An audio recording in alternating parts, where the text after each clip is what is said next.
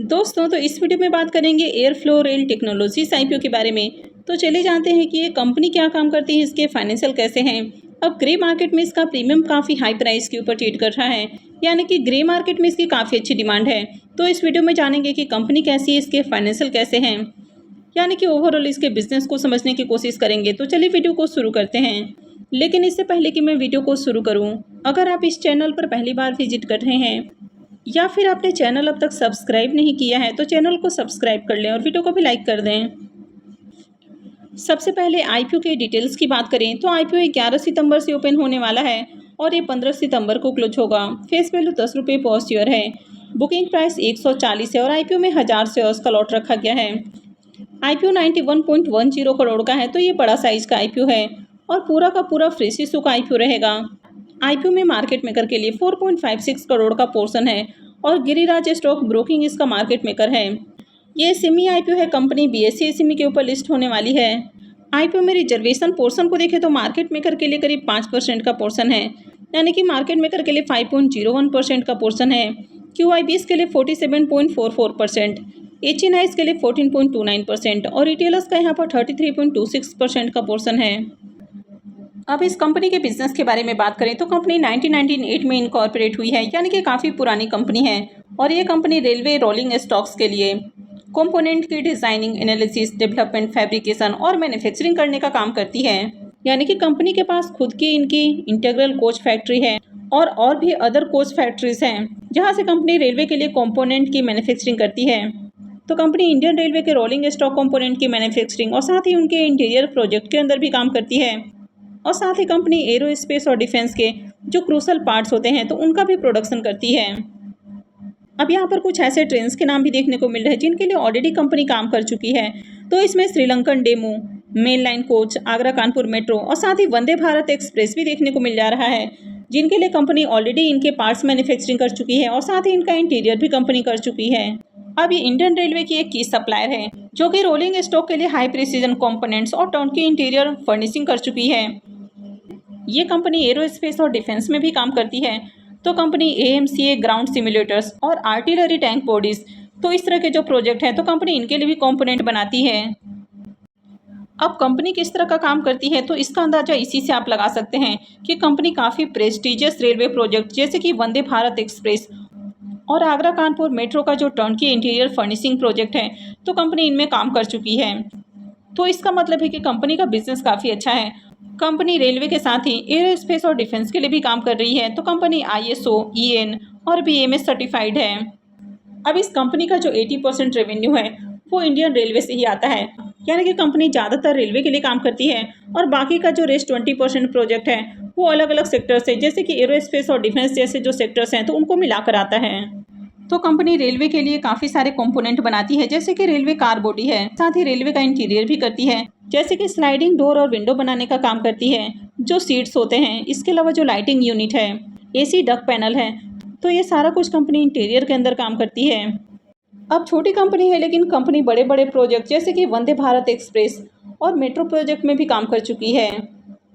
तो बिजनेस को देखें तो अच्छा बिजनेस है और जिस तरह का कंपनी बिजनेस करती है तो फ्यूचर में भी ग्रोथ की अपॉर्चुनिटी है। तो आगे अगर रेलवे के अंदर एक्सपेंशन होता है तो इस तरह की जो कंपनियां हैं तो इनको भी काम मिलता रहेगा। अब कंपनी के फाइनेंशियल को देखें तो कंपनी ने 3 सालों का फाइनेंशियल पेश किया है, जिसमें 23, 24 और 25 का कंप्लीट फाइनेंशियल है। कंपनी के एसेट को देखें तो फाइनेंशियल 23 में एसेट 163 करोड़ का है, 24 में 201 करोड़ और फाइनेंशियल 25 के अंदर 256 करोड़ का एसेट है। तो ईयर ऑन ईयर कंपनी का एसेट इंक्रीज हुआ है। इनकम को देखें तो फाइनेंशियल 23 में इनकम 95 करोड़ है, 24 में बढ़ के 122 करोड़ और फाइनेंशियल 25 में 192 करोड़ का इनकम है। तो कंपनी का इनकम भी इंक्रीज हुआ है। अगर प्रॉफिट को देखें तो फाइनेंशियल 23 में कंपनी का प्रॉफिट जहां 1 से 1.5 करोड़ के राउंड है, 24 में बढ़ के 14 करोड़ और फाइनेंशियल 25 में 25, साढ़े 25 करोड़ के राउंड है। तो कंपनी के प्रॉफिट में भी देखें तो शानदार ग्रोथ देखने को मिली है, यानी कि कंपनी बढ़िया इनकम जनरेट कर रही है। ईबीटा को देखें तो 23 में ईबीटा 14 करोड़ है, 24 में 34 करोड़ और फाइनेंशियल 25 में 47 करोड़ का ईबीटा है। तो ईबीटा भी इंक्रीज हो रहा है। नेटवर्थ को देखें तो 23 के अंदर नेटवर्थ इसका 41 करोड़ है, 24 में 55 करोड़ और फाइनेंशियल 25 में नेटवर्थ बढ़ के 110 करोड़ हो चुका है। रिजर्व को भी देखें तो इसका रिजर्व भी कंटिन्यू इंक्रीज होते हुए देखने को मिला है अभी कंपनी के पास 93 करोड़ से भी ज़्यादा का रिजर्व है, यानी कि अच्छा खासा कंपनी के पास रिजर्व है। अगर कंपनी के ऊपर कर्ज को देखें तो कंपनी का कर्ज पहले से कम हुआ है। अभी कंपनी के पास 59 से 60 करोड़ के राउंड कर्ज देखने को मिल रहा है। यहाँ पर कंपनी आईपीओ से जो फंड रेज करने वाली है तो उसमें से 6 करोड़ रुपए कर्ज के भुगतान के लिए खर्च करेगी, तो आगे कंपनी का कर्ज थोड़ा और कम हो जाएगा। तो डेट का वैसे भी ज़्यादा इशू नहीं है। कंपनी के अगर फाइनेंशियल को देखें तो अट्रैक्टिव फाइनेंशियल है। कंपनी का इनकम और प्रॉफिट लगातार बढ़ रहा है। कंपनी के पास अच्छा खासा रिजर्व भी है। कंपनी के वैल्यूएशंस को देखें तो कंपनी के वैल्यूएशंस अभी 335 करोड़ है, यानी कि माइक्रो कैप साइज की कंपनी है। आरओई इसका 30.64 का है तो आरओई अच्छा है। आरओसी भी 26.28 का है तो आरओसी भी अट्रैक्टिव है। डेट टू इक्विटी रेशियो 0.54 का है, यानी कि हेवी डेट नहीं है। रिटर्न ऑन नेट वर्थ इसका 23.06 का है। पैट मार्जिन 13.28 का है और ईबिटा मार्जिन 24.61 का है। तो यहाँ पर अगर पैट मार्जिन को देखें तो 13 से एबव पैट मार्जिन है, यानी कि शानदार कंपनी है। प्राइस टू बुक वैल्यू को भी देखें तो ये भी 2.19 का है, तो ये भी काफ़ी अच्छा है। अब अगर इसके पी मल्टीपल को देखें तो पी मल्टीपल 9.57 का है, तो ये यहाँ पर एक बहुत बड़ा प्लस पॉइंट हो जाता है कि कंपनी सस्ते प्राइस के ऊपर आईपीओ लेकर आ रही है, यानी कि प्राइस वाइज वैल्यूएशन ज़्यादा हाई नहीं रखी गई है। तो चलिए एक बार इसको इसके पीयर से भी कंपेयर करके देख लेते हैं। तो एयरफ्लो रेल टेक्नोलॉजी का जो पी मल्टीपल है ये 9.57 का है। जुपिटर वेगन्स का पी मल्टीपल 37.80 का है और टीटागढ़ रेल का पी मल्टीपल 41.94 का है। तो टीटागढ़ और जुपिटर वेगन से कंपेयर करें तो इनसे कंपनी काफ़ी सस्ते प्राइस के ऊपर आईपीओ लेकर आ रही है।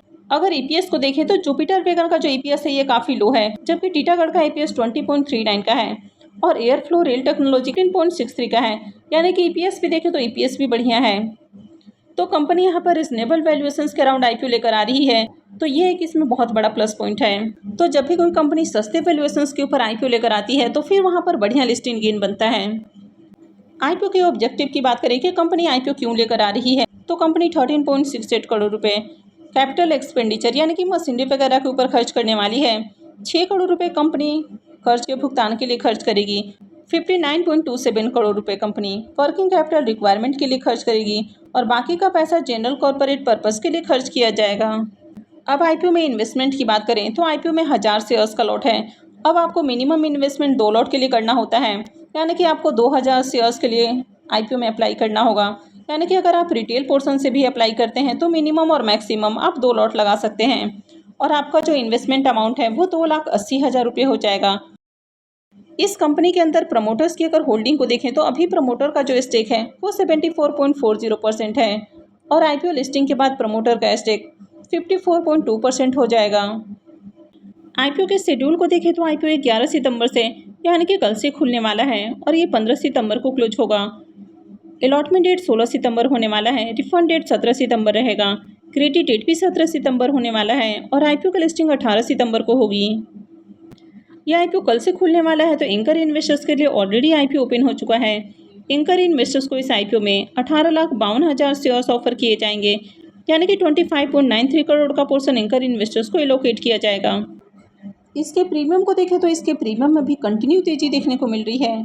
अभी इसका प्रीमियम 170 रुपये के ऊपर ट्रेड कर रहा। आईपीओ में 1000 शेयर्स का लॉट है, यानी कि 2 लॉट के ऊपर यहाँ पर जो प्रीमियम काउंट हो रहा है वो 3,40,000 है, यानी कि प्रीमियम 121% से भी ऊपर ट्रेड कर रहा है। अब यहाँ पर सेमी आईपीओ में ये जो आपको प्रीमियम देखने को मिल रहा है, तो क्या इतना प्रॉफिट बनेगा? तो इतना प्रॉफिट नहीं बनेगा, क्योंकि ये सेमी आईपीओ में पहले ही प्राइस कंट्रोल कैप लगा दिया गया है, यानी कि किसी भी आईपीओ की लिस्टिंग 90% से ऊपर नहीं हो सकती है। तो यहाँ पर अच्छी डिमांड है, तो उम्मीद है कि आईपीओ की लिस्टिंग 90% के अराउंड हो सकती है। कंपनी के अगर बिजनेस को देखें तो शानदार बिजनेस है। कंपनी के फाइनेंशियल भी काफ़ी अट्रैक्टिव हैं और सबसे बड़ा प्लस पॉइंट है कि कंपनी रिजनेबल प्राइस के अराउंड आईपीओ लेकर आई है। तो जब भी कोई कंपनी सस्ते प्राइस के ऊपर अपना आईपीओ लेकर आती है तो फिर इन्वेस्टर्स को काफ़ी अच्छा लिस्टिंग गेन बनता है। तो इस आईपीओ से भी बढ़िया लिस्टिंग गेन बनने के चांसेस हैं।